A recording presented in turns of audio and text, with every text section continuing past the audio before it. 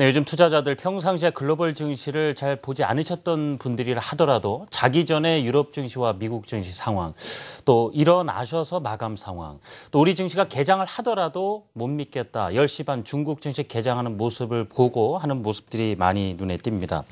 글쎄요, 이 중국 증시 오늘 개장하면서 마이너스 6%대 또 급락하면서 출발을 했습니다. 낙폭을 조금 줄이면서 오전장 마이너스 4.33% 하락한 상황에서 오전장 마무리한 상황인데요. 그나마 우리 증시 양시장 모두 강한 반등을 보여주고 있습니다. 이 반등 어떤 의미로 받아들여야 될지 그 특징들도 확인해 볼 필요가 있겠죠. 자, 트리플 플러스 이승원 대표 나와 계시는데요. 하나씩 점검을 해보겠습니다. 대표님 어서 오세요. 네, 안녕하십니까. 네.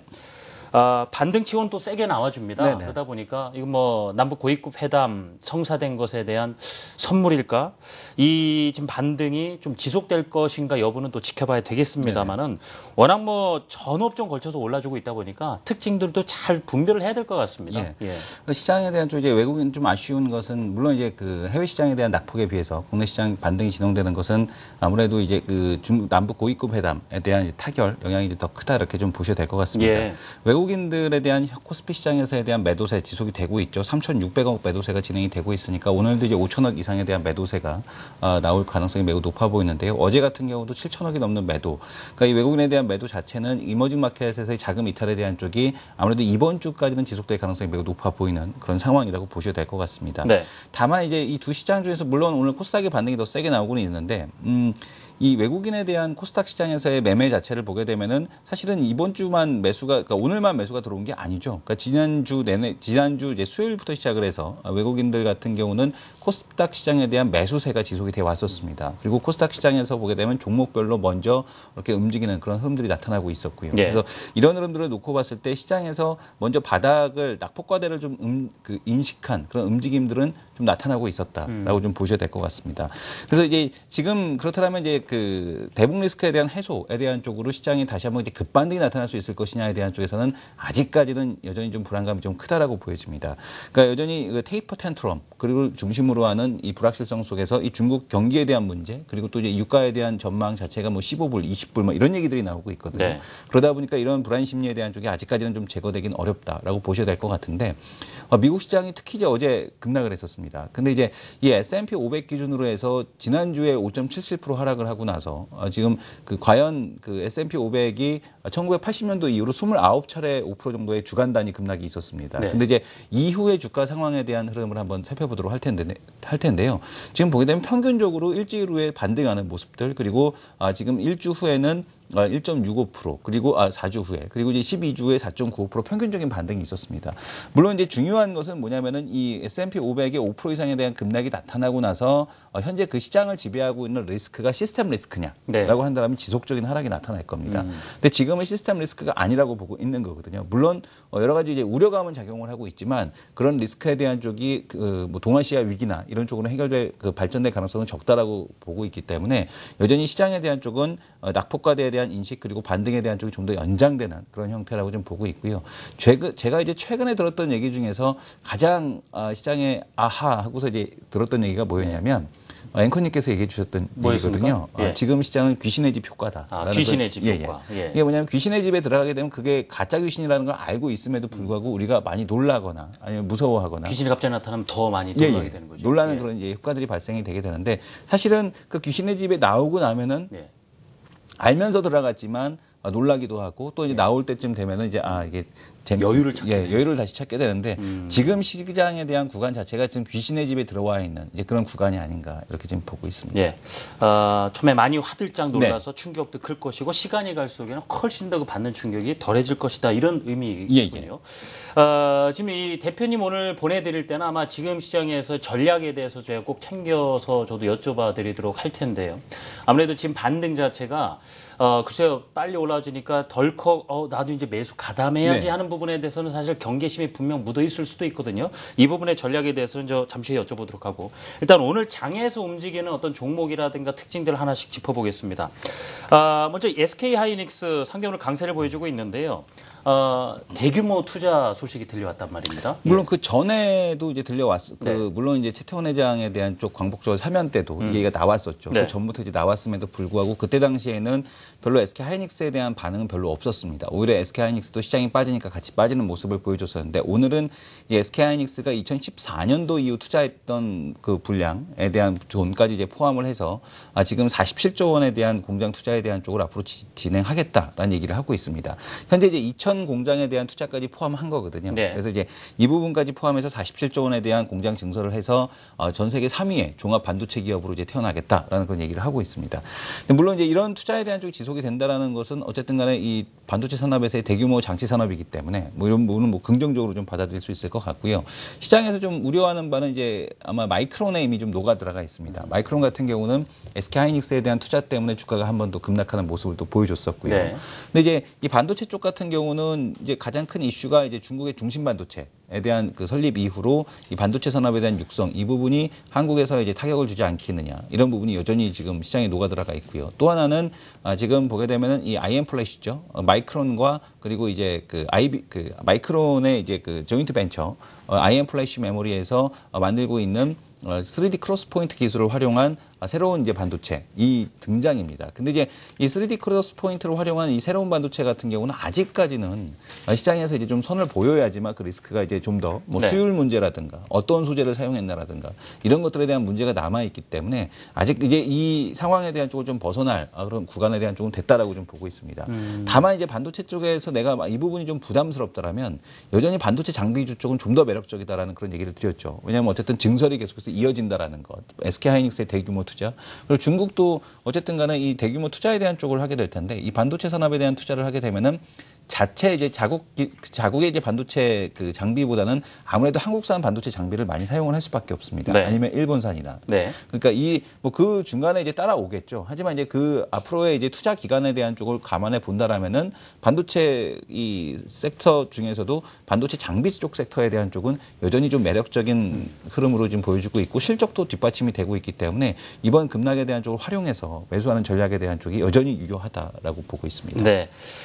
뭐 오늘 SK하이닉스뿐만이 아니고요. 대형주들 매수세 유입이 되면서 상당히 잘 올라주고 있는데 그중에 또 하나 눈에 띄는 것이 현대차 그룹주가 되겠습니다. 네.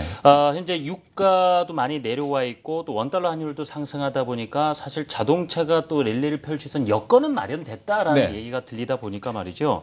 오늘 어떻게 보시는지 계속해서 좀 투자 관점에서 긍정적으로 봐도 되겠습니까? 뭐 현대차가 중국에서도 사실 고전하고 네. 있다는 얘기가 들리다 보니까 리스크 요인도 있는 상황이긴 한데요. 네네. 예. 그러니까 지금 현대차의 PBR 밸류를 보게 되면 뭐 0.75배 수준이기 때문에 얼마든지 이제 반등에 대한 쪽은 좀 가능한 이제 그런 상황이라고는 좀 보고 있습니다. 네. 그러나 이제 이 반도체 환율, 그러니까 방금 말씀 주신 대로 환율에 대한 효과죠. 환율에 대한 효과만큼 실적은 증가를 하게 될 겁니다. 그 부분에 따른 주가 상승에 대한 쪽은 당연히 나타날 수 있다라고는 보고 있는데 반도체가 이제 지금 시장에 최근에 나오는 얘기 중에서 이제 전차 군단에 대한 외국인의 매수가 들어오게 되면 이 전차 군단에 대한 배팅이 나타나지 않겠느냐라는 네. 그런 얘기거든요. 근데 물론 워낙 싸기 때문에 반등은 뭐 17만 원까지도 언제든지 가능하다라고는 보고 있습니다. 그런데 그 이상에 대한 뭐 20만 원을 회복하고 뭐 25만 원을 넘어가는 그런 신고가의 흐름이 가능할 것이냐에 대한 쪽에서는 여전히 이제 퀘스천이 좀 남아 있습니다. 오늘 현대차의 반등은 환율에 대한 효과도 있고 시장에 대한 반등도 있겠습니다만은 사실 좀 더 크게 작용한 거, 심리적으로 크게 작용한 거는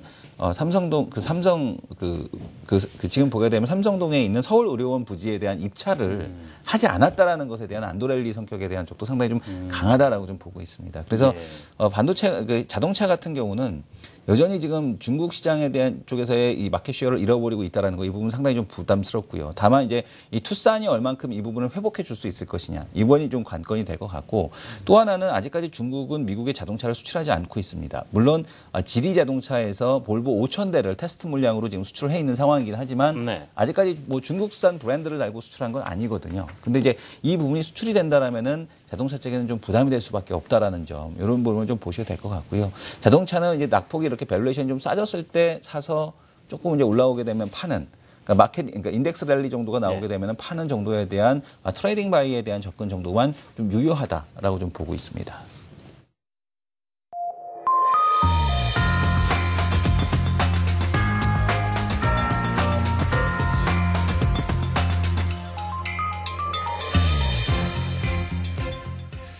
네, 우리 시장 이야기 잠시 뒤에 이어서 가도록 하고요. 이 즈음에서 중국 관련돼서 좀 진단을 해드리고 넘어갈까 합니다.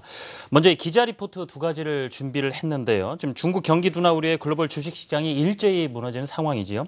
다만 영국 주간지 이코노미스트가 최근 금융시장 약세가 지난 1997년에 있었던 아시아 금융위기의 재현은 아니라는 점을 강조한 부분이 있습니다. 이 내용을 김민지 기자가 좀 내용을 정리해봤습니다. 들어보시겠습니다. 중국발 악재에 속절없이 무너진 글로벌 주식시장. 다만 이로 인해 지난 1997년 아시아 외환위기가 재현되지는 않을 것이란 업계 목소리가 높아지고 있습니다. 영국의 경제 주간지 이코노미스트는 중국의 제조업 경기가 둔화되고 있는 것은 부담이지만 부동산 시장이 살아나고 있고 서비스업도 회복세를 보이고 있다는 점을 강조했습니다. 이어 신흥국 정부의 재정관리 능력이 개선되면서 지난 1997년과 같은 신흥국 통화가치 급락은 나타나지 않을 것이라고 덧붙였습니다. I don't think it's cataclysmic. I don't think it's a rerun of 2008. JP모간 카즈노부도 중국 기업들의 실적 개선이 확인되고 있다는 의견입니다. 다만 여전히 중국 경제 상황에 대해 우려를 표하는 전문가들도 많습니다. Not been able to successfully rebalance their economy. Part of the strategy in doing that was to effectively pump up or create a stock market boom in order to create a wealth effect. That has failed. This is a very, very difficult phase for the Chinese economy, not because of what's going on elsewhere in the world, but the rebalancing of the economy that they're trying to make away from a industrial manufacturing economy to one which is more consumer-driven. 최근 중국발 쇼크가 최악의 상황으로 이어질 가능성은 낮다는 의견이 다수를 이루고는 있지만 중국의 올 한 해 경제 성장률이 7%를 밑돌 가능성이 높은 상황에서 중국 정부가 내놓는 수치에 대한 투자자들의 신뢰도가 떨어진 점은 금융시장 전반에 상당한 부담으로 작용하고 있습니다. 한국경제TV 김민지입니다. 네, 중국 경제 상황 얘기를 좀 들어보면서 지난 97년 외환위기 상황과 좀 비교해서 같게 볼 필요는 없다. 그런 우려까지는 가질 필요가 없다라는 것인데요. 하지만 중국 증시의 움직임을 보면은 참 마음 놓기가 어렵습니다. 연일 급등락을 반복하고 있다 보니까요. 전문가들은요, 당분간 변동성이 확대되는 장세는 불가피하다라고 얘기하고 있습니다. 그러면서 9월 미국의 기준금리 인상 등의 변수에 주목을 해봐야 되겠다라는 점을 강조하고 있는데요. 이 부분은 최경식 기자가 준비를 했습니다. 함께 보시겠습니다. 중국 주식시장의 변동성이 점차 확대되고 있습니다. 6월 초에 5,100선 고점을 기록한 이후 현재는 3,000선 지지 여부가 불투명해지고 있습니다. 지난 주말로 기대됐던 중국 정부의 증시 부양책이 나오지 않은 것이 증시 폭락의 원인으로 꼽힙니다. 지난주 중국 증시가 4% 급락하면서 지급률 인하 등 중국 정부의 정책 대응이 나올 것이라 예상됐지만 아무런 대응책이 나오지 않았던 것입니다. 또한 위안화 추가 절하에 대한 우려로 인해 투자자들이 중국 시장을 빠져나가는 것도 한몫했습니다. 환율 평가 절하를 할 때 가장 큰 문제가 절하가 절하를 부르는 악순환이 가장 큰 문제입니다. 그런데 지금 위안화의 레벨이 아직도 다른 통화 대비해서 한 10% 이상 절상돼 있는 상태거든요. 2014년 대비해서 추가 절하의 위험 때문에 신규 자금이 중국으로 들어가지 않고 오히려 빠져나가는 게 중국 증시에서의 가장 큰 리스크인 것 같습니다. 전문가들은 중국 증시가 한동안 불안한 모습을 보일 것으로 전망했습니다. 다가올 미국 금리 인상과 중국 국유기업 개혁이라는 불확실성이 어느 정도 해소돼야 증시 반등이 가능할 거라는 분석입니다. 今天大跌主要还是因为投资者信心不够，对市场的一个失望性卖压出来，加上美股的大跌造成全球的股灾，那未来还是要等待美联储宣布是不是加息，让不确。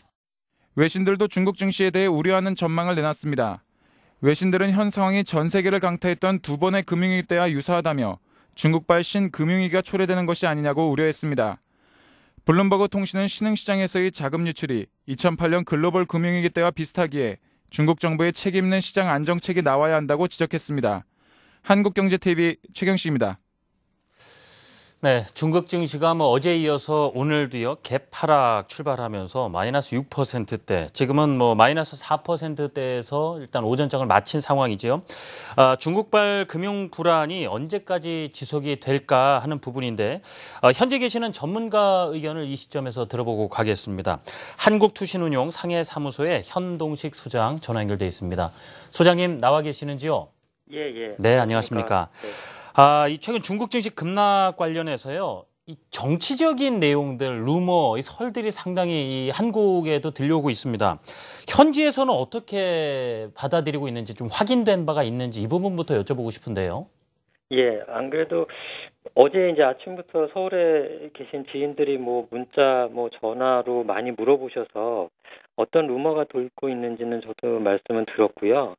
재밌는 거는 어제 이제 제가 그 얘기 듣고 저희 이제 사무소에 있는 애널리스트 5명 중국인 현지인들이 있는데요. 그 직원들한테도 물어봤고, 증권사 이제 브로커도 한 2-3군데에다가 물어봤는데, 어제 지금 오늘 오전까지도 그 얘기에 대해서 중국 현지에서는 제대로 아는 사람이 아직 아무도 없습니다. 그래서 이제 제 사진도 보여줬는데요. 서울에서 돌고 있는. 근데 사진이 나와 있는 그 인물들이 너무 건강해 보인다. 지금 현재 상태는 병원에 입원해 있는 사람들이기 때문에 두 발로 걸어 다닐 수 없는 사람들이다.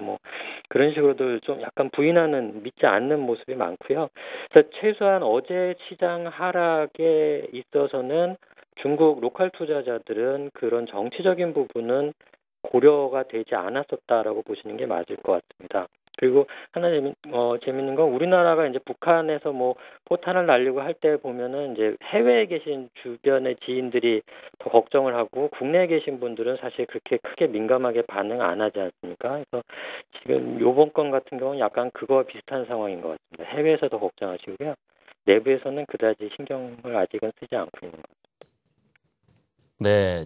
정작 이 중국 내에서는 좀 정치적으로 얽히는 여러 가지 내용에 대해서 오히려 신경을 쓰고 있지 않다. 밖에서도 좀 걱정 어린 시선으로 보고 있다. 이런 말씀이군요. 알겠습니다. 자, 지금 중국 증시 어떻게든 정부에서도 안정을 시키려는 노력들을 많이 보이고 있지 않습니까? 지금 RP, 역환매 조건부 채권 통해서도 유동성을 계속 공급하고 있고 양로보험기금에 증시를 또 투입을 하고 있고 한데 글쎄요, 이 약이 너무 좀 과해서 그런 걸까요? 아니면 약 효능에 대해서 의구심을 갖기 때문일까요? 지금 백약이 무효다라는 말이 나오고 있습니다. 네. 어떻습니까? 일단은 제가 개인적으로 느끼는 거는 약을 이번에는 덜 쓰고 있다고 보시는 게 맞을 것 같습니다. 그러니까 6월 하순에서 7월 초에 급락할 때 당시에 중국 정부가 발표했던 중국 주식시장과 관련된 코멘트나 정책들에 비하면 사실 이번 급락 당시에는 일단 정부에서 직접적으로 주식시장과 관련된 언급을 한 기사를 거의 찾아볼 수가 없고요. 그리고 정책으로 나온 것도 양로보험기금이 가장 큰 호재에 가깝지만 이것도 단기적으로 실행이 되는 이슈는 아닙니다. 그래서 지금 당장에 발등에 불을 끄는 데에는 사실 큰 도움이 되지 않는 뉴스들이고요. 그래서 제일 큰 거는 제가 볼 때는 중국 로컬 투자자들이 봤을 때 믿었던 정부가 갑자기 태도를 바꾼 것에 대한 약간 당황스러움이 아닌가 싶습니다. 그러니까 어떻게 보면 정부의 깃발을 쫓아서 이제 이리저리 따라다니던 사람들이 이번에는 이제 어떤 의도인지 모르겠지만 정부가 전혀 뚜렷한 시그널을 주지 않으니까 기다리다 이제 지치면서 어제부터는 약간 패닉 셀링이 나오는 거라고 보여지고요. 저희가 개인적으로 추측할 때는 중국 정부도 인위적으로 시장에 개입을 하는데 한계가 있고 그게 장기적으로 바람직하지 않다는 생각을 하는 게 아닌가 싶고요. 그래서 어떻게 보면 자율적으로 시장에서 균형점을 찾아갈 수 있도록 약간 이번에는 좀 관망하는 것 같습니다. 그리고 실제 재밌는 얘기는 어제 저녁 때에 중국 증권감독위원회 사람들이 아무도 야근을 하지 않고 정상퇴근을 했다. 그거는 이제 중국 정부가 더 이상 이 지수대를 타겟으로 어떤 액션을 취하지 않는 거 아니냐라는 해석을 하는 것 같고요. 그래서 오늘 사실 아시아 시장에 다 반등이 나오는데 오늘 중국은 한 번 더 지금 밀리고 있는 것 같고요. 근데 제 생각에는 단기적인 고통은 있을 수 있지만 장기적으로 봤을 때는 정상으로 회귀하는 과정이라고 보여지고요. 이번에 조정이 나오고 어디가 될지는 저도 뭐 판단하기는 어렵지만 어느 정도 이제 저점을 확인하게 되면 그건 진짜 시장에서 만들어진 저점이고 지난번처럼 정부의 인위적인 개입의 저점이 아니기 때문에 어떻게 보면 좀 탄탄함이나 신뢰도가 조금 더 있는 저점을 이번에 찾으러 가는 과정이다라고 보시면 될 것 같습니다. 시장이 지금 어렵지만 고의로 손을 대기보다는 좀 자율적으로 맡겨두려는 부분에 더 무게를 두고 싶다는 말씀이신데요. 그렇다면 아마도 그런 것 같습니다. 더 강력한 어떤 그렇다면 부양책이 나올 수도 있다라는 것에 대해서는 가능성을 낮게 보고 계시는 거군요. 주식시장 자체에 대한 예를 들면 뭐 증환기금이 들어와서 뭐 주식을 사서 주가를 받친다든지 이런 개입은 아마 안 하려는 것 같고요. 반면에 이제 경제 펀더멘탈을 받치기 위한 뭐 지준율 인하라든지 뭐 어떤 재정 정책이라든지 그런 거는 사실은 정상적인 또 정부의 기능이기 때문에 계속 될 거다라고 보시는 게 맞을 것 같습니다. 알겠습니다. 지금 뭐 말씀대로 중국 사실 경제 자체에 대한 불안감도 큰 일이고 그게 뭐 중국 내부가 아니라 글로벌 경제까지 지금 전이 될까 봐서 우려를 하고 있는 것 아니겠습니까? 네. 이 부분에 대해서는 좀 어떻게 생각하시는지요? 사실은 저도 이제 7월 달 특히 6월부터 중국의 자동차 그리고 가전제품의 전년 대비 판매가 사실 마이너스 성장으로 돌아섰습니다. 이게 굉장히 오랜만에 보는 거의 제 기억으로는 거의 처음 보는 일에 가까운데요. 근데 이것들이 이제 약간의 좀 위기감을 불러일으키고 있는 것 같은데요. 제 생각에는 이제 첫 번째 이유는 아무래도 6월, 7월에 발생했던 주식시장의 급락이 일시적으로 이제 소비 심리에 위축을 주고 있는 거 아닌가라고 추정이 되고요. 만일에 그렇다 그러면 뭐 오늘 현재까지 주식시장이 약세를 보이고 있기 때문에 이런 약간 소비 위축 심리가 조금 더 지속될 수는 있겠다라고 좀 생각이 됩니다. 하지만 이게 뭐 구조적으로 중국의 소비가 뭐 구조적으로 하향 추세를 계속해서 본다 이렇게 보는 건 조금 과한 게 아닌가 생각이 되고요. 두 번째로 이제 그런 생각을 하게 된 것 중에 하나가 요번에 이제 사실 어제 급락의 또 직접적인 원인 중에 하나가 지난주에 발표된 PMI 지수가 뭐 2009년 이래로 가장 낮은 수준이 나오면서 좀 실망감이나 우려를 많이 자아냈는데요. 그 지수는 사실 제조업의 PMI 지수고요. 그와 동시에 이제 서비스 업종의 PMI 지수는 사실 최근 한 4, 5년 내 최고치로 계속해서 좋은 모습을 보이고 있습니다. 그래서 이거는 어떻게 보면 지금까지 중국의 경제 성장의 구조가 바뀌는 과정에서 저희가 그동안 주목해왔던 덩치가 훨씬 컸던 제조업 분야보다는 새로 성장하고 있는 서비스업이 이제 바톤을 이어받고 있는 과정이 아닐까 보고요. 그래서 그렇게 본다고 하면 단기적으로 이것도 분명히 혼란이나 좀 고통이 있을 수는 있지만 장기적으로는 뭐 긍정적일 수 있고 정부의 방향도 아마 여기서 인위적으로 말씀드린 대로 뭐 투자를 막 과도하게 해서 뭐 과거 방식으로 가기보다는 소비 중심의 성장으로 계속 가지 않을까. 그렇게 보면 이제 국가별로 중국의 소비와 조금 더 연동이 되는 국가는 괜찮을 수 있을 것 같고요. 원자재나 이런 투자와 관련된 제조업에 너무 또 많이 수혜를 받았던 뭐 그런 국가들, 원자재 중심의 국가들은 조금 뭐 계속적으로 좀 부진하지 않을까. 뭐 이건 제 개인적인 생각이 좀 그렇습니다. 끝으로 여쭤볼 내용은 그렇습니다. 결국에 중국 증시도 회복이 되고 안정이 돼야만 우리 국내 증시 역시도 비로소 안정하고 좀 찾아가지 않을까 보는 시각이 크거든요. 지금 중국 증시의 회복이 언제쯤 될 것인가, 또 현 국면에서는 어떤 전략이 그럼 더 현명한 것인가, 이 부분에 대한 조언을 구하고 싶습니다. 일단은 지금은 제가 볼 때는 저점이 어디일지는 조금 더 지켜봐야 되지 않을까 싶습니다. 뭐 개인적으로는 3천 전후에서 좀 진정이 되기를 바라고는 있습니다만 시장에 이제 팔고자 하는 세력과 저가 매수 들어오려는 세력들이 균형점을 찾는 지점이 어디까지가 될지는 조금 보시는 게 좀 어떤가 싶은 생각이 들고요. 뭐 잠깐의 매매는 가능하겠지만 그리고 이제 그게 어느 정도 확인이 된다고 하면 그 다음부터는 이제 뭐 과도하게 좋은 주식이 너무 많이 빠진 것도 나올 수 있기 때문에 그런 주식을 좀 보기 위한 노력을 하셔야 될 것 같다 생각이 되고 그리고 이제 가장 근본적으로 어떻게 보면 추세적인 반전이 나오려면 펀더멘탈이 돌아서줘야 되는데요. 그게 아마도 4분기 정도, 뭐 늦으면 1분기 정도에는 지금 이제 정부가 하고 있는 부동산이나 경기 회복을 위한 노력들이 그때쯤엔 가시화가 되면서 시장이 조금 안정을 찾고 방향을 잡지 않을까 좀 생각이 됩니다. 네, 지금까지 한국투신운용 현동식 소장님과 말씀 나눴습니다. 소장님 귀한 말씀 감사합니다. 예, 감사합니다. 자, 이어서요, 그 중국 증시 이야기도 뭐 현지 연결해서 들어봤습니다만 그렇다면 뭐 각 증권사라든가 어떤 시각을 갖고 있는지 이 부분도 점검을 해드릴까 합니다. 김지민 캐스터가 준비했습니다. 네, 중국에서 시작된 블랙먼데이 여파가 글로벌 증시에 영향을 주고 있습니다. 세계 증시가 일제히 출렁였는데요. 그래프로 함께 살펴보시죠. 먼저 상하이 지수 8.5% 급락하면서 이 8년 만에 최대 낙폭을 기록했고요. 이 니케이 지수 역시 4.6%대 조정받으면서 2013년 5월 이후에 최대 낙폭을 기록했습니다.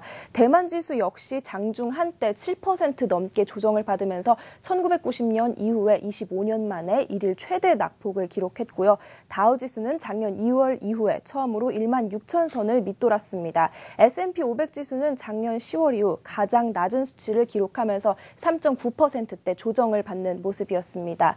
오늘 세계 주요 외신들의 뜨거운 이슈 역시 블랙먼데이였는데요. 월스트리트저널에서는 중국발 경제 파동을 키워드 일면으로 다뤘고요. 이 데일리 텔레그래프 역시 중국발 금융위기를 새로운 경제 위기로 지칭하면서 일면을 구성했습니다. 영국의 가디언 역시 중국이 증시 혼란을 잠재울 필요가 있다는 제목으로 일면을 구성했습니다. 글로벌 증시로 중국발 쇼크로 힘겨운 시기를 보내고 있는 가운데 해외 주요 전문가들 앞으로 중국 증시 어떻게 전망하고 있을까요? 이 긍정적인 의견과 부정적인 의견으로 양분되는 모습이었는데요. 서로 엇갈리는 의견 모두 함께 준비해봤습니다. 살펴보시죠.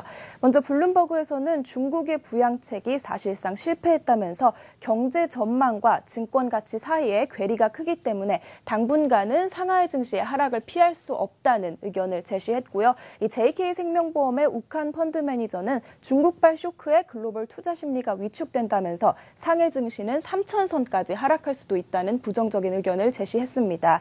이 KGI 증권의 첸켄 연구원 역시 조금은 부정적인 전망을 제시했는데요. 위안화 평가절하가 사실상 부정적인 결과를 낳아서 내년까지 주가는 최대 29%가량 조정받을 수 있다는 의견을 제시했습니다.